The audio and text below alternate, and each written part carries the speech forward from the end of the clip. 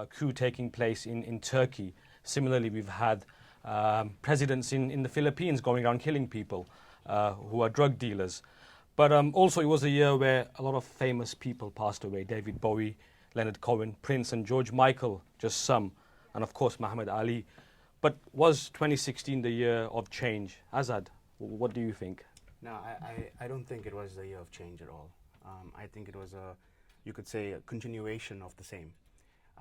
If you think about the rise of Trump or populism, the rise of racism in Europe, be it the elections in parts of Africa as well, I think it was just an extension, a continuation of disappointment, a continuation of inaction in places like Syria or Yemen. So I reject this idea that anything has really changed. I mean, half a dozen celebs pass on, and there's a lot of noise on social media, and so people are feeling like this. So we'll be discussing this more, and people can, of course, give their comments, views and questions on our message board on YouTube, or tweet at AJ English, and hopefully I'll try and ask you all these questions and of course have a discussion. Now, Azad Issa says that there was no change in 2016. Faraskani, what do you think? I think, yeah, there was a bit of change. You mentioned this celebrity reality TV star becoming the president of the US.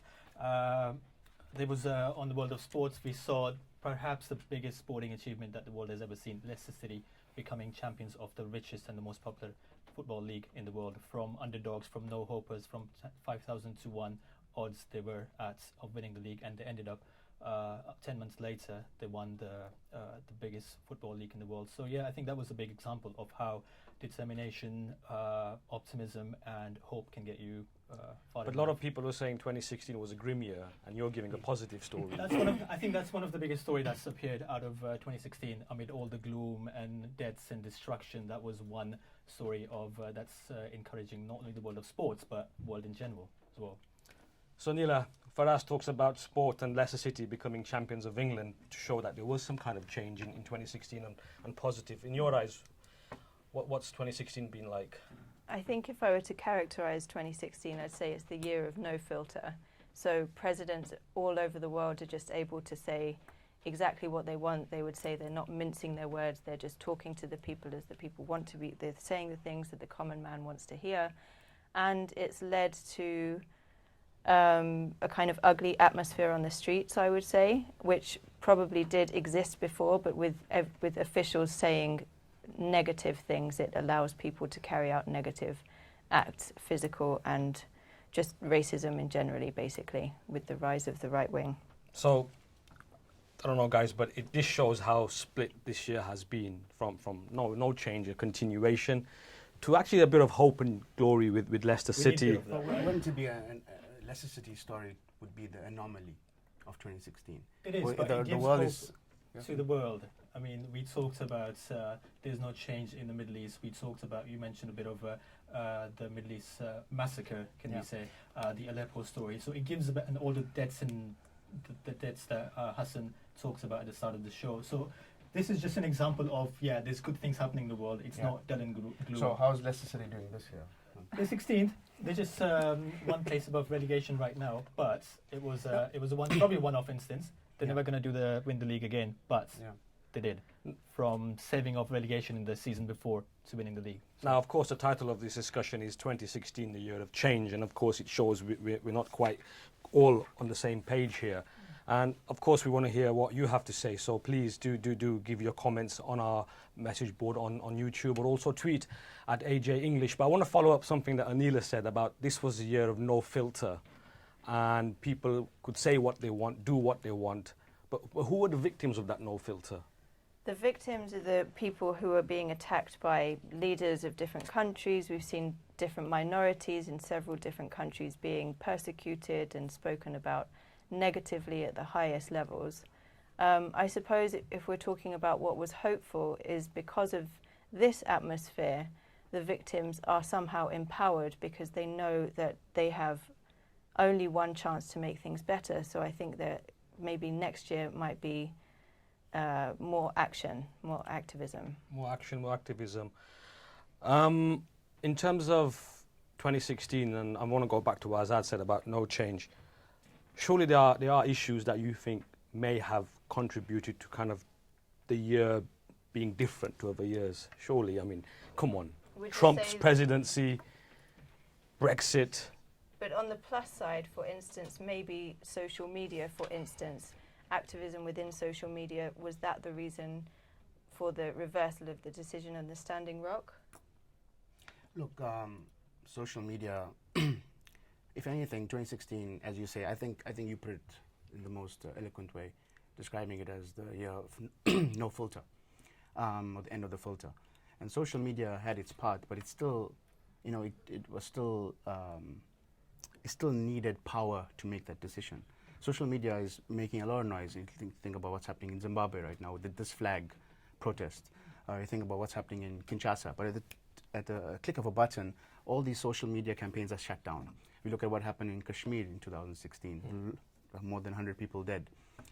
Social media shut down for weeks. So I think we put a lot of importance on social media, but we also don't consider who is in charge of that still. Following on from social media, because for myself personally, for us, I feel like 2016 was the year of social media. That it may have reached a bubble that everybody on Facebook that I was friends with want to stay in Europe, whereas Britain voted against Europe, for example. Do you kind of think that social media had a huge part to play in putting people in echo chambers? I think it did. In because, 2016. There's a lot of, I mean, social media made the biggest noise in the world this year. But who did they make the noise with? That was the thing. There was, I mean, like Azad mentioned, that it does make a bit noise. It can lead to some changes, but at the click of a button, like you said, it can be switched off. So people need to realize that as well, and people need to make sure that. But there was a lot of times when something that was away from the world's vision, away from the world's eyes, and nobody was taking notice, and because of social media, they started making noises, and it became a story because of that. So it does have a big effect. It does play a key role in shaping the events of the world right now, but there's a limit to it as well, and it can be shut down at like you said, at the push of a button as well. The problem is that ultimately that social media, whereas like 20 years ago or 30 years ago, you had 3 newspapers and 2 TV channels that's dictating the way we see the world or how we understand it. Now you have information coming in from all directions. You can't understand what is true, what is not true. And this is the rise of the fake news as well. So social media hasn't necessarily assisted in anyone really understanding things better. And that, I think, for me as a journalist, that has been the most difficult part of 2016. But I think it's going back to what you said, that nothing changes. Even your character online, you stick within your own boundaries, and you just surround yourself with ideas that you're interested in. And so you stay in a bubble. But before that, you read the newspapers that you were interested in, that were giving you one side of the story because they have their own agenda. Just following on from fake news and social media, towards the latter part of 2016, we saw events unfolding in Syria, and in particular in the past week in Aleppo, of people being forced to leave, refugees increasing, and Assad taking over such a stronghold in Syria. But the whole discussion wasn't about Syria. It was about fake news and who was right and who was wrong. And do you think 2016 was probably a year where, rather than looking at the issues of, for example, Aleppo in Syria, of, for example, inequality in the USA, of immigration in the UK, it was all about lies and completing interests? Yeah, the empathy just flew right out of the window this year. We don't think about what's actually happening to human beings in those places and the victims of what big politics is doing to everybody. And you could see with the Aleppo especially, there were 2 sides to the argument, and the victims, there are obviously victims on both sides, and both of them were forgotten because it became like a war, a propaganda war between very respectable journalists just taking bites from each other. And that's not doing a service. For us? I think that's true as well, because especially with the whole Aleppo evacuation that's been taking place in the last couple of weeks as well, with very few credible news sources on the ground, we were left with getting news from Twitter feeds, which in an ideal newsroom is not the way to be. And not just us, I mean, people outside of this newsroom as well. We were left relying on people tweeting photos, people tweeting information, especially as the evacuation neared and it started happening, then it stopped and it restarted again, people dying, sleeping in sub-zero conditions on the streets. It was just what we saw on a person's Twitter feed. We had to believe that, okay, that was happening, and then there was something completely opposite coming from somebody else. Yeah. So would 2016 then be, you would say, could we say it's a year of competing interests Look, and no real clear narrative? It's not just about competing interests. It's also about increasing tone-deaf media and tone-deaf leadership. And you don't have to look at Aleppo and the disgusting kind of devastation that has taken place there. You think about, for example, 3 stories that I've been interested in, right? One is, of course, like everybody else, the rise of Trump, and how nobody saw that coming. Right? I saw it coming. Right? Okay, congratulations. Okay, But before we go there, how did you see it coming? I saw it coming because the Obama administration was clearly very unpopular. I don't think Hillary Clinton was a powerful enough character. I don't think she was memorable. I think if I were to ask somebody, imagine how she sounds now, her voice, you can't imagine it for a second. Yeah. But of course, we gave Trump more publicity than Kim Kardashian herself. Okay. So you keep on putting the guy's face out there. It doesn't matter to people the things he says, such as blocking Muslims out of America. That's not of interest to the majority of the country. Okay. But what he's promising them is a better future. And there are obviously many, many people in America who needed that at that time. And he's also fun. It's You fun. know? So Anita saw that coming as I well. did yeah. see it. We all know I saw But it the world coming. didn't see it coming, it seems. No, You have the world- 6.999 billion people. Like, to be honest, like many people didn't see it coming, mostly because they got caught up in the sensational news that was being pushed out. Yeah. And we continue to produce those kind of stories. The other kind of tone-deaf example that I want to bring up is the demonetization in India, where you talk about people pushing for the end of black money, and that is supposed to be in the interest of the whole society. But you're talking about 50 or 60% of the society not having banks or bank accounts, and so they're totally not able to participate in the economy anymore. That's a tone-deaf leadership and a tone-deaf media that continue to push an agenda, trying to normalize that reality. Another tone-deaf example would be the Fees Must Fall protest in South Africa, where people are pushing for a transformative agenda. But when the media reports on it or leadership discuss it, they talk about the vandalism that has taken place. That's the kind of, for me, that kind of tells us a little bit about 2016, this kind of tone-deaf, not willing to listen to what people are feeling. Faraz, are you tone deaf? I guess he talks about very serious issues, but yeah, those are issues that we didn't see coming, and we discussed after they'd happened in a weird way. But I guess we've been discussing more of the negative impacts news has made. News has been made. Were there any positive impacts? I mean, there was lots of positive. Again, I'm going to go back to the Leicester City example. Then again, I'm going to go back to the Olympics. Before the start of the Olympics, the Brazilian government that was in deep trouble.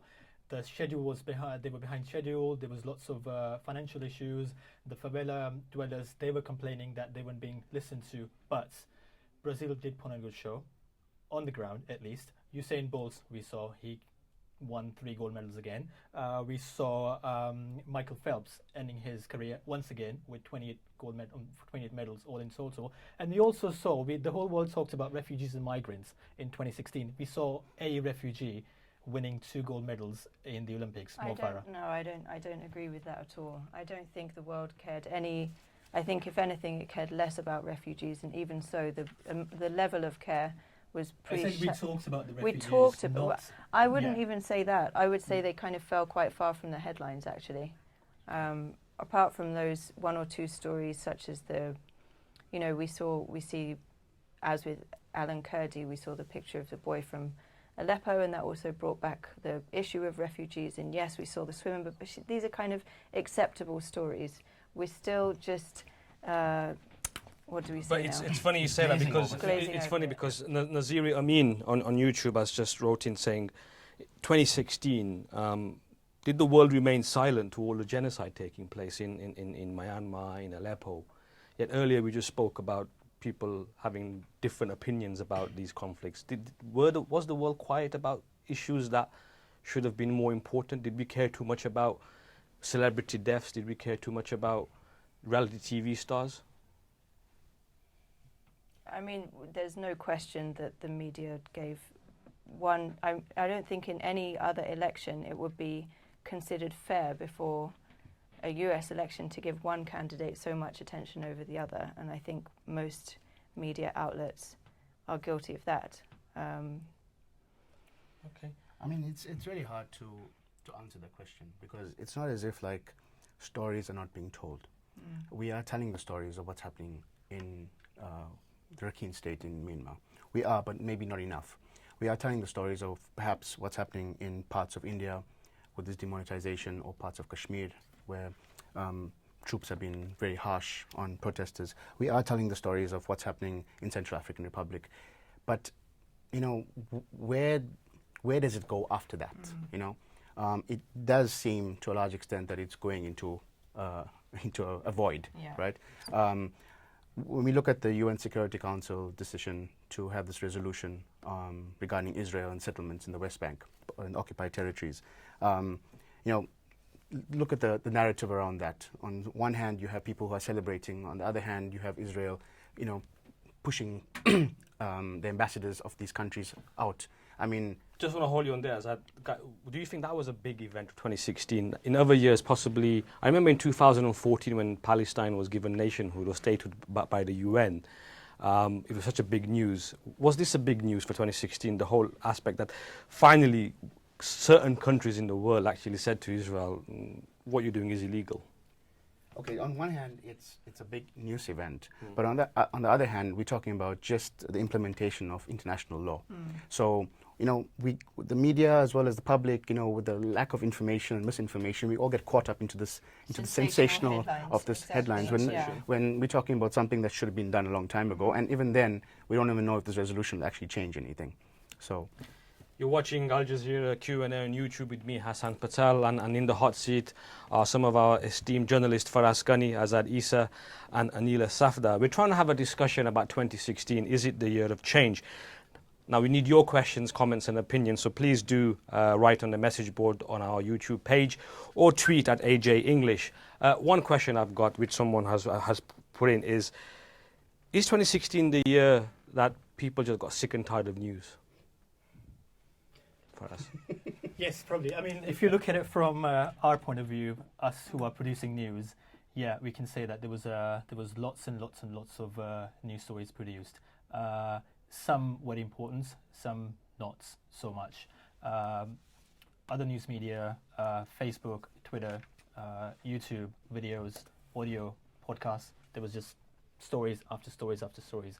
Every time someone sneezed, perhaps there was a story out there. Which is why I think there was a huge overflow of information being provided from all these news outlets, from citizen journalists, from someone sitting on Facebook writing a fake story or a real story. So there was, yeah, I guess we can say that there was a lot of stuff coming in. Azad, I want to kind of just take that question to another stage, which is over the past 24 hours, we've heard the death of Carrie Fisher, the actress in the Star Wars. Similarly, George Michael, David Bowie in January, Mohammed Ali. Why was there so much emphasis on these deaths? Were there actually iconic people who deserve that coverage, or do you think that there's a kind of a hidden story behind the coverage of these deaths? I don't think there's any hidden story. Yeah. I think for some of these people, some of these celebs that we're talking about, these icons, they were icons in their own right. We talk about someone like Fidel Castro, Muhammad Ali, on whichever side of the argument you are on, these people affected something, right? But I think we're looking at, there was a story today, I can't remember which publication, but I think someone mentioned that it's also a kind of coming of age for many people, you know, 20s, I think late 30s, people being, it's kind of like a nostalgic thing. It's interesting because our producer Yassine mentioned to me yesterday that he kind of feels that his childhood has now kind of is a distant memory, And because I all think of these this deaths is why affect his childhood. I think this is why 2016 feels like the year of death, because in every newsroom, probably the age range is 25 to 45 who are producing these kinds of stories, and we feel like our heroes of childhood are going missing, when really they're just getting old. I don't think there's any conspiracy about this devil of 2016. I also think that also showcases the kind of the difficulties of news and production of news, that they're produced by people with their own memories, their own stories, their own sentiments, and we can't escape that. For us, any iconic death that comes to your I guess to your mind? Muhammad Ali was the iconic death Yes. I would have spoken of. But I'm just going to go back to the point Alila made, is us getting old and coming of age and that kind of thing. I was sitting in a restaurant yesterday and they were playing Westlife. So that took me... I don't think you should be. For those who don't know, Westlife is an Irish pop band. Yeah. I think Boy 15 band. years ago 15 they were years pretty ago. big. So Yes. yeah, it took me back 15 years when they had all those chart toppers playing on the radio and on the TV and stuff. So that sort of put the whole perspective of these people dying in 2016 into a perspective, saying, yeah, it's the coming of age, it's getting older. That's how we can relate to. But going back to you mentioned Muhammad Ali. Yeah. I mean, for myself personally, I feel that from all the deaths, his death was a kind of an end of an era of defiance, of standing up against unjust rulers. I mean, of course, he was a great world boxing heavyweight champion, but what he did in his life inspired so many people, and is the world a poorer place without someone like I Muhammad guess Ali? definitely, yeah. I mean, not just the boxing world, because when it happened, the whole boxing world was in mourning. But as you said, he was an icon outside the boxing ring as well. And his death, and I think you mentioned at the start of this conversation as well, that it was one fight he failed to win. And that was arguably the greatest fight he ever had in his life. His whole, the way he performed inside the ring, but more so the way he performed outside the ring. And it's, I mean, people have their likes and dislikes. People follow sports and not follow sports. But with Muhammad Ali, people who didn't even follow boxing were affected by his death earlier this year. But Azad and Neil, I don't know what you may have to say about this, but Muhammad Ali's death brought issues of race relations in the USA. It brought issues of Islam and where Islam stands in the West. It also brought the issue of standing up against tyranny. Muhammad Ali, his death, the most iconic death of 2016? Or? No, I mean, definitely he's an important figure, and obviously we all have incredible feelings about his passing and his life generally. But what I think is interesting about these lists of notable people that have died is you never hear from certain countries. We mostly hear from England or America. Yeah. But in Pakistan, we had, there was a big loss of Abdul Sattar Idi, who was an incredible humanitarian. He dedicated his life to providing for other people. I don't know if the audience knows, but he set up a whole ambulance service where the country was failing to look after people who are in trouble after attacks or just, generally in life. And I encourage everyone to have a look at what he did and ask why his name goes missing, because when the story came out, most international media covered him in some kind of way under the headline Pakistan's Father Teresa, and it's a pretty jarring headline because he was a man in his own right. But yeah, that's what I feel about these death lists. They're pretty Now moving pointless. on from death, moving towards the future, Ahmad Ali on YouTube has put the question, what are your expectations for 2017? Well, the French election is probably one of the things I'm thinking about coming up, and just Europe generally after the Brexit. It seems like they're going to be pretty interesting times. Interesting times as 2017. So I'm going to be the Grinch again. Of course. And say that it'll just be more of the same. But I think it's interesting you say that, because I've seen so many times again on social media, we've got 3 days left for 2016, I can't wait for 2017. I think people believe that there's going to be a reset button on January the 1st and we're going to come back to normality. That's not the case. I think people need to check out on Google how calendars work. Oh, okay. And it's meaningless, right? Unfortunately, we have these dates and we have these things to make us feel better and to look forward to something. But I think in 2017, I think any decent human being would want some kind of resolution to what's happening in Syria. I think more than anything else. And I think very surely the odds dangerous. are stacked up against any resolution in Syria. The odds are stacked up, and I think none of us have the answers. And I think if you look at Syria as one example, you look at any other issue, there's so many issues that are like a microcosm of the Syrian conflict, which is like this big proxy war.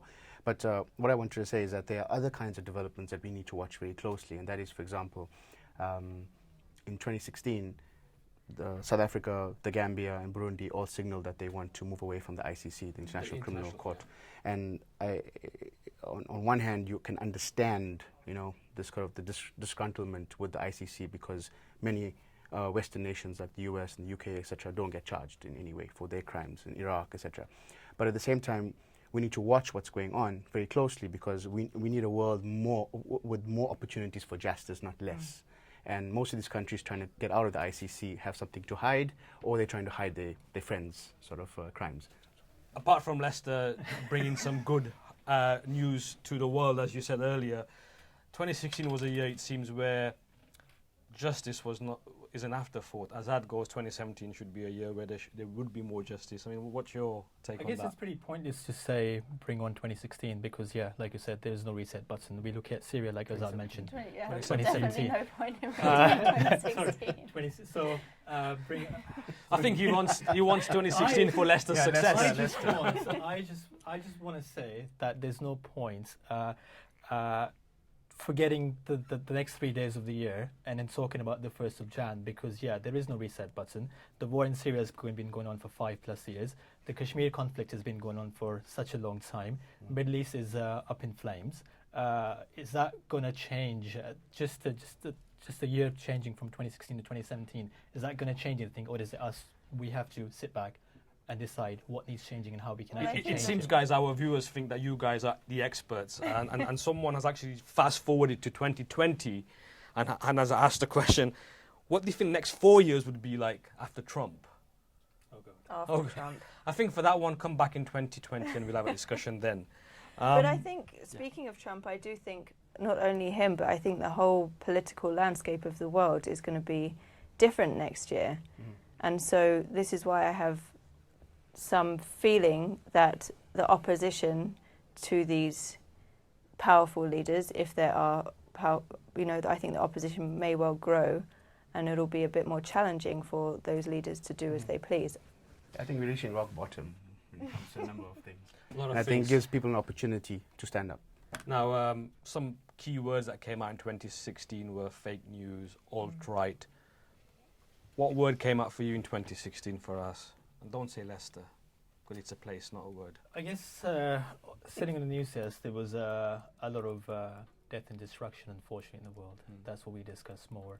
So that's one thing that we need to talk less of and look to happier things. Provide people have sort of news that is away from bombs and killings and some sort of optimism. Give people optimism so that they might go out and make a change, make a difference to the world, instead of sitting down like some of us down in the newsroom saying there's no hope left in the world. Azad? For 2016, the word for 2016? Yes. Unmask. I think a lot of people have been unmasked through 2016. People have shown their true colors, and I think in 2016 it's up to civil society and journalists to dig deeper and to tell those stories. Because we've had a lot of, with the death of Mohammed Ali, we've had a generation of leaders, and including Barack Obama, which is candy-coated kind of truths and candy-coated kind of ideas. Now Trump comes along and it's unmasked, and it's now up to us to tell these stories. He'll tell you how it is, and it's our job to unmask that. Yeah.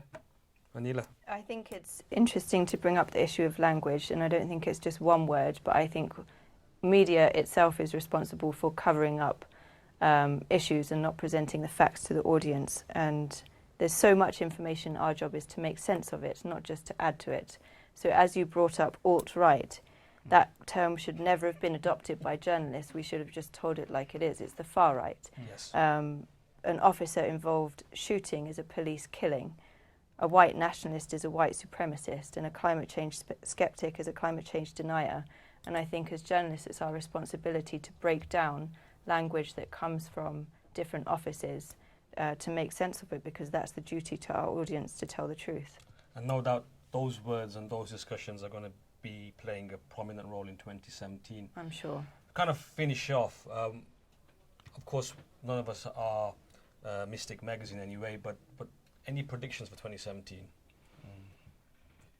I did predict Trump, so I've this high pressure. Can you predict? Would you predict Marine Le Pen for France 2017? I don't think she. No, I don't think she will. I don't think she'll make it.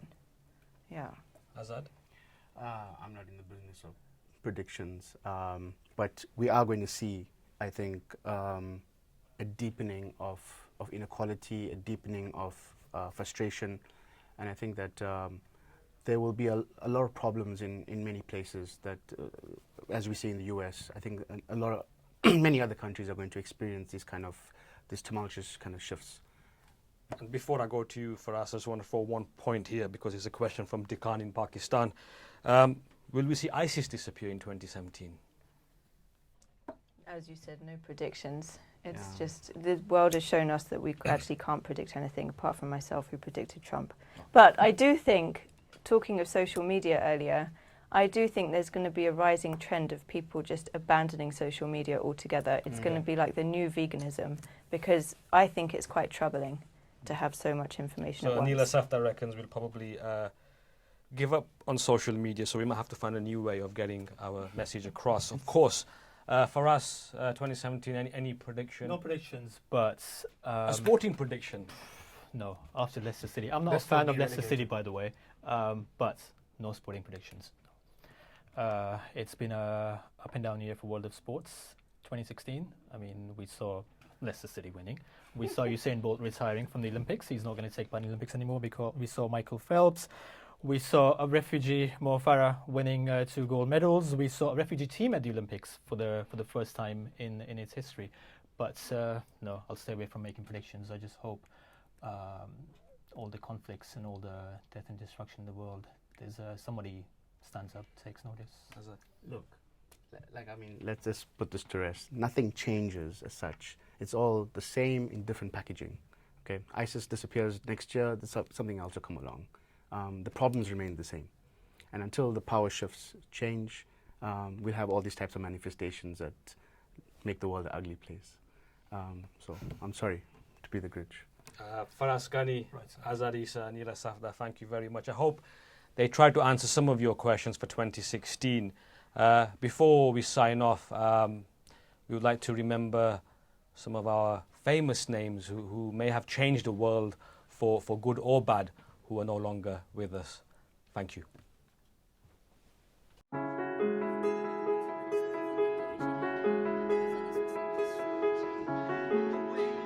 I do play it for all it's worth, because that's the way I do my stage thing. That's part of what Bowie's supposedly all about. I'm an actor.